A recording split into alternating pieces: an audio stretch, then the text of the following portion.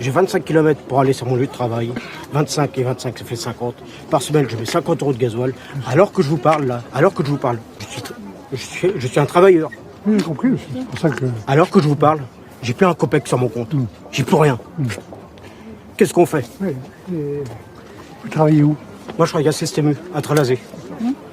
Et je me plains pas de mon salaire. J'ai pas à me plaindre de mon Je salaire. suis content de vous parler directement, hein, même si j'ai pas les réponses à tout. Hein.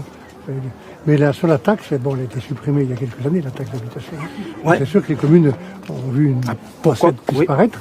Et maintenant, ils Ça, se compensent sur la taxe. Ça, Voilà. monsieur, c'est les décisions des maires. Depuis 10 ans, on n'a pas augmenté d'un centime le taux de la taxe foncière à Angers. Ah bah, Je ne peux pas répondre pour les autres communes, non. mais si vous habitiez Angers, je vous aurais dit qu'il y avait un problème et qu'il fallait qu'on corrige l'anomalie. Je peux pas habiter sur Angers. Acheter sur Angers, c'est impossible.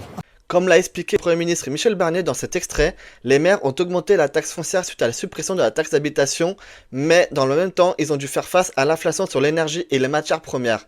Alors oui, la décision d'augmenter ou non la taxe foncière revient aux maires, mais il est un peu facile de leur faire porter toute la responsabilité. Par ailleurs, j'aimerais avoir votre avis sur notre question.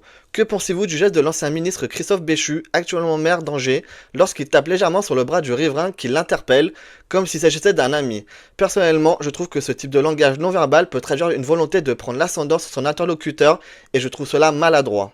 Pour revenir à l'extrait et au sujet principal, je constate que Michel Barnier, tout comme Christophe Béchu, ne répond pas entièrement aux préoccupations du riverain qu'on a entendu dans cette vidéo, notamment sur la problématique du pouvoir d'achat. Ce riverain expliquait clairement qu'à la fin du mois, il ne reste plus rien à cause des frais de carburant, de nourriture et de logement. Ces préoccupations mériteraient des réponses plus concrètes.